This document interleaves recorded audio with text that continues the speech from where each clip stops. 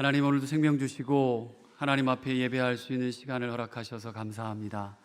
우리 모든 삶의 고백이 하나님이 처음이고 또 최고이며 하나님이 우리 안에 첫 순서임을 고백하는 귀한 시간 되게 하여 주시옵소서. 말씀하여 주시고 그 말씀이 생명이 되는 귀한 시간 되기를 간절히 소원하옵고 예수 그리스도의 이름으로 기도드립니다. 아멘. 우리 주님의 은혜와 평강이 여러분의 삶과 가정과 일터와 사업 가운데 또 온라인으로 가정에서 사랑홀에서 또 갈리홀에서 예배하는 모든 교우들 가운데 함께 하시길 빕니다. 옆에 분하고 인사합시다. 오셔서 기쁩니다. 그리고 하반기 잘 보냅시다. 네. 출애굽기 20장을 제가 3주에 걸쳐서 설교를 하고 오늘은 21장에서 23장을 뛰어넘는데요. 21장과 23장은 10계명 이후에 구체적으로 지켜야 할 규례들이 기록되어 있습니다. 종에 대한 규례, 폭행할 때 어떻게 그거를 해야 될지, 동물로 인한 피해를 어떻게 배상해야 될지, 도덕적으로 어떻게 살고 거짓을 하지 말고 절기를 어떻게 지켜야 하는 모든 것 하나하나 실생활에 관한 것을 기록해 놓은 곳이 21장, 23장의 내용들입니다. 그리고 나서 이제 오늘 함께 본문에 본 24장에서 다시 한번 계약을 체결하 들어가는데요. 그래서 그 시내산에서 도착해서 지금까지 보았던 19장부터 24장까지 모두 시내산 계약에 속합니다. 근데 이걸 현대적으로 구분해 보자면 이렇게 설명할 수 있어요. 출애굽기 19장 말씀은 MOU입니다. MOU. 다시 말하면 양해 각서이죠. 이제 본 계약을 체결하기 전에 전체 흐름을 가지고 가계약을 하는 거예요. 그리고 본격적으로 문서화 작업에 들어갔습니다. 그것이 20장, 21장, 22장, 23장이에요. 그리고 오늘 여러분이 함께 읽었던 23장이 본 계약을 체결하는 장면이었던 거죠. 그러니까 계약의 내용이 20장부터 23장까지 되는 거고 주체는 하나님과 이스라엘 백성이었습니다. 그리고 계약에서 가장 중요한 핵심이 우리가 설교 때 말씀드렸습니다. 10가지 계명, 20장의 10계명이고 그 세부 내용이 해당하는 것이 방금 말씀드렸던 23장까지의 내용들이에요. 저는 오늘 이렇게 하나님과 이스라엘 백성들 사이에 맺어진 이 시내산 언약이 갖는 의미에 대해서 같이 나눌 거고 우리가 가져야 할 신앙의 모습을 한번 살펴보고자 합니다. 우선 광야 생활의 의미를 다시 한번 살펴볼 텐데요. 하나님께서 이스라엘 백성들을 광야로 부르신 이유가 뭐죠? 어디로 가게 하기 위해서? 가나안으로 인도하기 위해서 하나님은 이스라엘 백성들을 불렀습니다. 여러분, 가나안을 거꾸로 한번 읽어볼까요? 시작. 가나안이 안 나갑니다.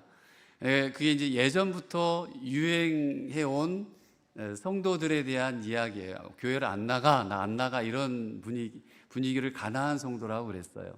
코로나가 지나고 코로나 이후에 그게 어떻게 조금 바뀌었냐면 가나못으로 바뀌었습니다. 거꾸로 읽을까요? 시작. 못 나가. 못 나간대요. 근데 이제 가나안이라는 뜻은 그런 뜻이 아니죠. 가나안은 하나님의 약속의 상징이었습니다. 하나님의 인도하심, 구속의 상징의 땅이 가나안이라는 곳이었어요. 그런데 하나님은 가나안으로 고속도로를 쫙 내가지고 성도들을 좀 백성들을 편하게 갈 길을 만드시고 인도하면 좋으실 텐데 그게 아니었어요. 가나안까지 가는 길에 어려움도 있고 고난이 함께 있다는 것을 우린 성경을 통해서 익히 지금 배워가고 있어요. 그것이 광야라고 하는 곳이에요. 광야는 우리에게 수많은 아픔을 줍니다. 그런데 그 광야의 체험은 참 신기했어요. 그렇게 어렵고 힘들다고 생각했는데 내가 무엇을 하지 않았습니다. 그런데 할 수도 없어요. 할 수도 없는데도 불구하고 해결되는 놀라운 경험을 하게 되더라는 거예요. 그게 광야였어요. 그럼 하나님이 굳이 왜 그런 광야 체험을 하게 하시는 걸까? 성도를 구원하실 때 왜 광야로 데려가시는 걸까? 왜 광야에 대한 이야기들을 그냥 그렇게 성경 속에 두셨던 걸까? 그 이유는 이 땅에서 적절한 광야 생활이 하나님에 향한 진정한 갈증을 갖게 하는 그런 내용이기 때문에 이 말씀이 꼭 들어있고, 그리고 성도들에게 그 광야의 길을 걷게 하셨습니다. 여러분 혹시 선인장 분갈이 해보셨나요? 웃고 계시는 분들, 예, 여기 전문가분들이 계셔가지고 이 설교를 할 때 이걸 해야 되나 말아야 되나 굉장히 고민이 많이 됐는데요. 선인장 분갈이를 해보면 이 선인장을 분갈이할 때 쓰는 방법이 두 가지가 있습니다. 하나는 선인장을 뿌리채 뽑아 놨다가 약 한 일주일 정도 말리는 거죠. 그대로 둬요. 그늘에 말려서, 그리고 그게 지나면 바싹 마릅니다. 그때 다시 심고 물을 주면 그 물을 줄 때 100% 정도 쫙 빨아들이고 싱싱하게 살아나요. 그렇지 않으면 다른 방법은 두 번째인데 그냥 분갈이를 바로 해버립니다. 그리고 약 10일 정도 이상을 물을 주지 않는 거죠. 그리고 나서 물을 줄 때도 뿌리가 내릴 때까지 수분만 유지할 정도로 아주 조금씩 주고, 그 이후에는 이제 바짝 마르면 한 번씩 주는 경우입니다. 맞나요? 1부, 2부 때는 안 계셔가지고, 그렇게 분갈이, 선인장 하나도 그렇게 분갈이를 하더라고요. 저는 선인장을 물을 제 기억에 1년을 안 줬나? 근데 잘 자란 것 같아요. 근데 알고 봤더니 뭐 제 아내가 줬겠죠. 저는 물 준 기억이 없는데 아무튼 그렇게 선인장을 한번 키워봤던 기억이 있어요. 왜 이렇게 하냐면 선인장은 원산지가 사막지대입니다. 물이 많은 것을 좋아하지 않아요. 그러다 보니까 건강하고 수분이 많을 때 옮겨 심고 물을 주게 되면 뿌리에 물이 많게 되어서 너무 많아도 썩게 된다는 거죠. 하나님께서 성도들에게 광야 체험을 요구하시는 이유도 마찬가지입니다. 하나님의 사랑을 제대로 알지 못하는 성도는 하나님이 주신 것조차 하나님이 주신 것으로 깨닫지 못하기 때문에 그렇습니다. 목사도 마찬가지입니다. 신학을 하는 사람들도 광야 훈련을 정말 톡톡히 경험하고 체험합니다. 왜요? 그 사람을 위해서, 그 목회자를 위해서, 또 성도들을 위해서 고난들을, 그리고 광야를 체험하게 하세요. 고난이 없는 축복은 뿌리가 썩게 하고 인생의 방향을 상실하게 되는 위협에 그대로 노출되기 때문입니다.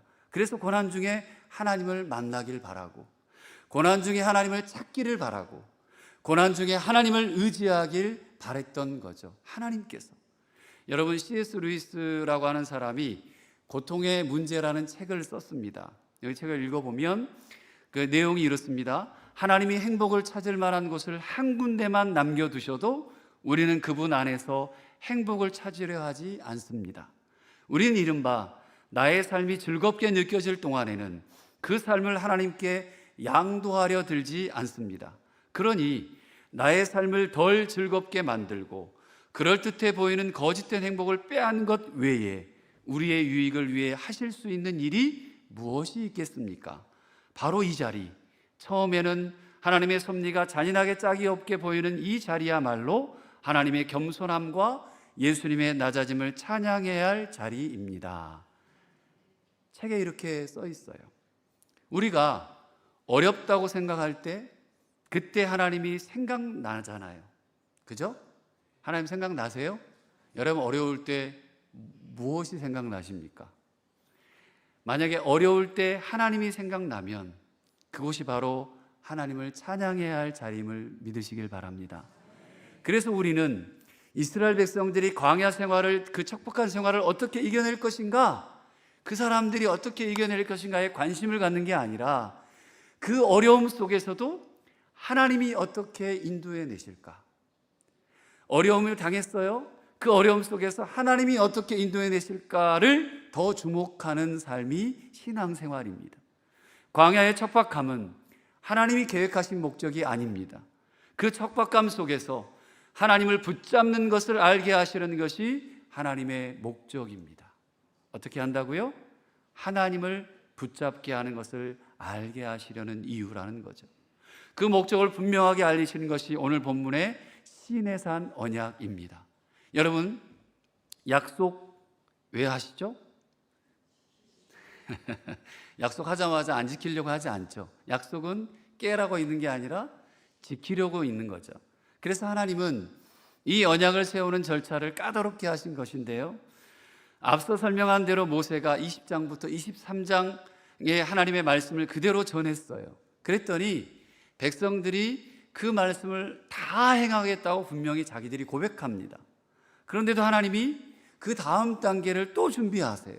그게 4절 말씀이에요. 한번 같이 읽어볼게요. 시작. 모세가 여호와의 모든 말씀을 기록하고 이스라엘 12지파대로 12기둥을 세우고, 아멘. 그 말씀을 다 기록하라고 하셨어요. 이스라엘 백성들이 다 지키겠다고 그렇게 분명히 구두로 약속한 거예요. 하나님, 저희가 할게요. 그렇게 할게요. 근데 더 확실한 언약을 하나님이, 그래? 그러면 더 확실하게 이 부분을 한번 세워보자. 분명하게 기록하고 잘못된 것이 없게 해라 라고 말씀하시는 거예요. 그리고 제단을 쌓고 번제와 화목제를 드리게 하십니다. 분명하게 해라. 이것도 저것도 그냥 어중간하게 서지 말고 너희들 분명하게, 말로만 하지 말고 네 행동으로 보여라. 분명하게 하자. 그리고 우선 나와의 관계를 확실하게 세우자. 이를 위해서 기록도 하고, 그리고 번제도 드리고 화목제로 온전한 관계를 만드는 거야. 이게 4절에 말씀하신 하나님의 목소리였어요. 그리고 제물이 흘린 피, 우리 6절을 같이 한번 읽어볼까요? 6절입니다. 네, 시작. 모세가 피를 가지고 반은 여러 양푼에 담고 반은 제단에 뿌리고. 제물에 흘린 피가 이제 등장을 하는데, 피를 하나님의 단과 백성들에게 뿌려 나눔으로써 계약을 위한 모든 준비를 다 마무리하게 됩니다. 분명한 기록 썼습니다. 피의 제사를 통해서 맺는 이 언약이 이제 변할 수 없는 하나님과의 약속이 된 거예요. 그리고 하나님은 이렇게 백성들에게 얘기합니다. 따라서 합시다. 마음으로 준비해라. 마음으로 준비하라고 하는 의미가 거기에 담겨 있었던 거예요. 그리고 7절입니다. 같이 읽습니다. 시작. 백성에게 낭독하여 듣게 하니 그들이 이르되 여호와의 모든 말씀을 우리가 준행하리이다. 아멘. 이걸 고백하게 하시고 다시 우리가 그대로 행하겠습니다 고백하잖아요. 그리고 시내산에서의 계약이 마무리돼요.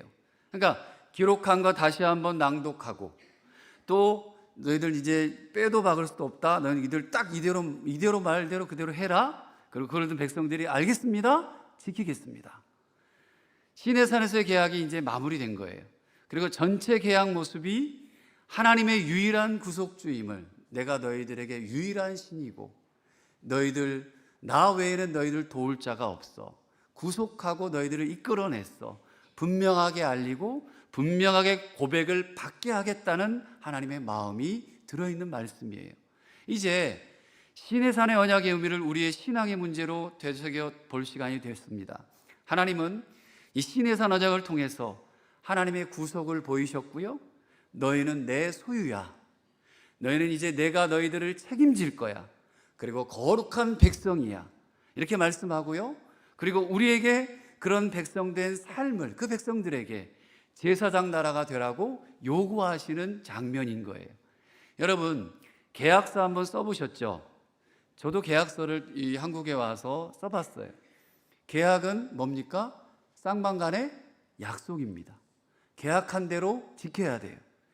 언제 저 집 관련해서 사인을 했는데 언제 나가야 됩니다. 언제 들어와야 됩니다. 그대로 지키는 거죠. 그리고 이걸 지키지 않고 뭔가 문제가 있으면 그 계약서대로 뭔가 물어내든지 손해를 보든지 해결을 해야 되는 거예요. 그러니까 계약은 어쨌든 서로 간에 잘 되기 위한 약속이에요. 이스라엘 백성들이 이 약속을 잘 지키느냐 잘 지키지 못하느냐, 그것이 그들이 걷는 광야 생활의 핵심이었다는 거죠. 이제 출발하는.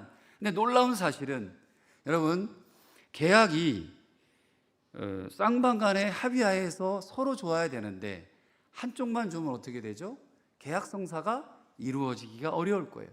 근데 오늘 이 성경에 나오는 이 계약서, 이 말씀을 보니까 형편없이 불공평한 거예요. 이 약속이 하나님 편에서 얼마나 불공평하냐면, 하나님은 계약이라고 만들어 주셨는데 이걸 잘 지키면 얻는 모든 유익이 하나님께 있는 게 아니라 그 유익이 백성들에게 주어진 거예요. 그 계약의 이면에는 내가 너희를 사랑해, 우리를 사랑하신다는 그 옳은 길로 인도하시겠다는 하나님의 의지가 그 안에 포함되어 있어요. 그래서 하나님께 유익한 것이 아니라 저와 여러분들, 이 땅에 하나님을 믿는 우리들에게 새로운 가능성이 열리는 계약서를 주신 거예요. 무한한 가능성이 열린 계약서를 열어주신 거라는 거죠. 그래서 계약을 지키면 우리가 하나님 곁에, 그 하나님 품 안에 옆에 머물 수 있게 되는 거고, 계약을 지키면 아무리 어려운 광야 생활이라도 하나님으로 인해 기쁘고 감사할 수 있다는 거예요. 계약을 잘 지키면 우리 서로 간에 좋고 아름다운 관계가 만들어지고, 계약을 잘 지키면 삶의 기쁨이 있다는 겁니다. 이것이 우리를 위해 만드신 하나님의 계약서였습니다. 그래서 시내산은 우리를 위한 결단의 장소였어요. 우리는 광야에 서 있는 사람들이에요.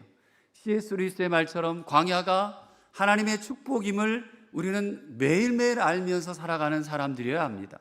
우리가 광야에서 하나님을 만났다면 이제 시내산은 부정적인 생각들이 긍정적인 생각으로 바뀌는 장소여야 합니다. 사람이 제일 안 되는 영역이 생각이랍니다. 생각이 잘 안 바뀌고 언어가 잘 안 바뀐답니다. 그래서 가정에서 쓰는 평소의 언어가 밖에 나와서 쓰게 되고, 그리고 그 언어들로 인해서 자기의 삶이 결정되는 인생들이 참 많아요. 생각하고 언어가 바뀌질 않아요. 생각이 머물러 있는 한 바뀌기가 어렵습니다. 환경이 바뀌어서 생각이 바뀌는 것이 아니라 생각이 바뀌어서 환경이 바뀌는 거예요. 자꾸만 우리는 환경을 바꿔달라고 기도하는데, 여러분 이렇게 기도하세요. 하나님, 나의 생각이 바뀌고 언어가 바뀌게 하옵소서. 할렐루야. 오늘 광야를 걸어가는 여러분의 생각은 어떠세요? 부정적인 것, 공격적인 것, 남을 정죄하고 원망하고 게으름 같은 것들이 여러분의 생각을 혹시 점령하고 있는 건 아닙니까? 이게 찬양으로 바뀌고 감사함으로 바뀌고 은혜로 바뀌고 사랑, 이런 것들로 바뀌어야 합니다. 이것이 시내산에서 하나님께서 우리에게 결단하라고 하시는 명령이라는 겁니다. 그래, 너희 지금까지 몰랐다고 치자. 그런데 이제 시내산에서 하나님은 우리에게 분명히 결단을 요구하시는 거예요. 그때 제가 다 행하겠습니다. 제가 믿겠습니다. 우리가 다 의지하겠습니다. 당신이 지금 이 시간 나의 전부가 되십니다 라고 하는 이 고백이 이 백성들에게 있었고 오늘을 사는 우리에게 있어야 할 줄 믿습니다. 저는 아버지에 대한 기억이 많지 않아요. 아버지와 함께한 시간이 많지 않았어요. 물리적인 시간들이 많지 않았고요. 초등학교 때인 것 같습니다. 그 시대에 여느 아버지들이 그랬던 것처럼 제 아버지도 논밭으로 또 바다로 염전으로 일이 참 많으셨어요. 아버지의 어깨에는 늘 러닝 자국이 있었습니다. 햇볕에 온몸이 까맣게 타신 거예요. 항상 새벽 일찍 나가시고 어두운 컴컴해질 역에 들어오셨어요. 그러니 머리만 대면 바로 주무셨어요. 신기했습니다.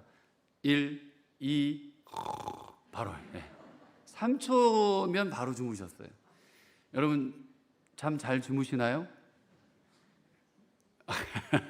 잠이 없어요.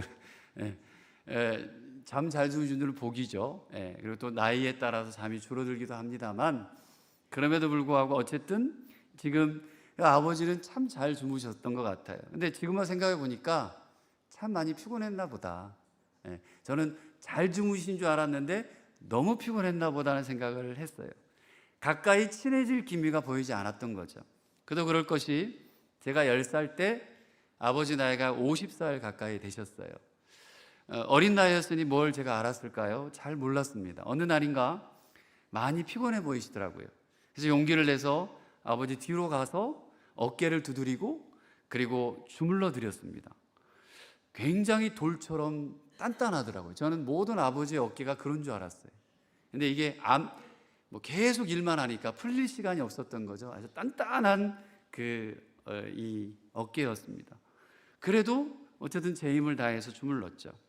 얼마나 도움이 됐는지 잘 모르겠지만 환하게 웃으신 모습이 아직도 생각이 나요. 그래도 전에는 제가 쭈뼛쭈뼛 했는데 그날 이후로 조금은 가까워진 듯 했거든요. 자연스럽게 그렇게 됐어요. 왜요? 아빠니까. 배를 타고 목포를 함께 나가기도 했습니다. 선창에서 곰탕을 먹었어요. 근데 갈 때마다 곰탕을 사주셨어요. 제 바람은 짜장면이었습니다. 얼마 안 되는데 그거 사주셔도 되는데 곰탕만 사주셨어요. 또 곰탕집 들어가면 제 얼굴이 좀 어두워졌어요. 근데 나중에 제가 나이가 먹고 그리고 어느 정도 부모가 돼보고 알아가 보니까 아버지는 자기가 가지고 있는 것 중에서 가장 좋은 것으로, 건강한 것으로 그거 자기 생각에 비싼다고 하는 것을 사서 나한테 주신 거구나, 그렇게 생각을 했던 거죠. 좋았던 기억들이 생각이 나고 또 신발도 사줬던 기억도 생각나고 졸졸 따라다니면서 뒷공문에 따라다니면서 좋았던 생각들이 났어요. 왜요? 아빠니까요. 환경이 아니라 배우게 되고 생각이 바뀌게 되니까, 생각도 아닙니다. 그냥 관계의 근본을 느끼게 되니까 멀었던 제 마음에 다시 아버지가 아빠가 됐습니다. 사랑하는 성도 여러분, 지금 여러분이 걷는 광야의 삶을 빨리 끝낼 수 있는 방법이 있습니다. 광야는 하나님을 알아가는 삶입니다. 광야는 아이고 나는 왜 이렇게 지긋지긋하게 이렇게 힘들어, 나는 왜 이렇게 또 어려운 일만 닥쳐, 내 몸에, 내 상황에, 내 가정 가운데 왜 이래? 그런데 광야는 하나님을 알아가는 과정입니다. 하나님을 배워가는 삶이 광야입니다. 우리의 사상이나 저희의 철학이나 저희의 경험이 그리고 우리의 삶이 하나님께 맞춰질 때까지 광야는 계속될 겁니다. 하나님의 말씀이 내 삶 속에 들어와서 왕 노릇하는 날까지 하나님이 주인 되시고 내 진정한 삶의 왕이 되시는 그 날까지, 다시 말하면 우리가 하나님의 자녀로 살아가는 시간까지 광야는 계속될 거예요. 그래야 하나님을 받아들이게 되거든요. 그래서 광야를 빨리 그치는 방법은 그 광야를 걷게 하시는 하나님의 뜻을 빨리 깨닫는 것밖에 없습니다. 그냥 하나님을 말로뿐만이 아니라 가슴으로 그리고 나의 아버지로 고백하는 거죠. 그분과의 근본적인 관계가 바로 서기만 하면 된다는 겁니다. 하나님의 뜻을 깨닫고 돌이킨 이후에도 우리는 이 광야의 길을 걸을 수 있을 거예요. 왜요? 그때부터는 그 광야의 길도 은혜이고 그 이후에 그 모든 삶조차도 하나님께서 함께 하신다는 것을 알게 되기 때문입니다. 하나님께서 이스라엘 백성들에게 기회를 주시지 않는 것이 절대 아니었어요. 오해하시면 안 돼요. 그냥 무턱대고 광야를 주는 게 아니에요. 이스라엘 백성들에게도 광야를 빨리 끝낼 기회가 있었습니다. 그런데 그들은 실패하게 돼요. 그곳이 12 정탐꾼들을 가나안으로 보냈던 가데스 바네아라고 하는 곳이었어요. 그들에게 아직도 하나님의 말씀이 왕 노릇하는 삶, 생명은 하나님이 지켜가신다는 그 믿음이 부족했어요. 가나안 땅이 멀어 보였고 두려워 보였고 거대해 보였고 세상에 그곳에 가면 우린 다 죽을 것 같아 보였다는 거죠. 그래서 하나님을 제대로 믿지 못했습니다. 그게 가데스 바네아에서의 실패한 경험이었습니다. 저는 지금 신흥교회의 이 시간이 시내산 언약의 시간이라고 생각합니다. 어려움과 힘든 과정을 겪고 다시 일어섰고 그리고 하나님과 함께 동행해 보겠다고, 진실한 하나님의 교회가 되겠다라고 말씀과 기도로 교회를 세우고 기대하려고 하는 지금이 우리에게는 시내산 언약의 장소인 줄 믿습니다. 옆 분에게 이렇게 한번 인사합시다. 광야를 빨리 끝냅시다. 당신도 할 수 있습니다. 저와 여러분들이 지금 이 시간 하나님을 어떻게 받아들이고 어떻게 마주하느냐에 따라서 내 삶과 신흥교회는 완전히 달라질 줄 믿습니다. 신흥교회 올해의 단어가 첫 번째 시즌 1, 올해 단어가 처음부터 다시였습니다. 이것은 하나님을 생각하고 그분께 집중하는 것으로만 가능해요. 다른 어떤 것도 들어올 틈이 없습니다. 처음부터 다시 하나님으로만 가능했습니다.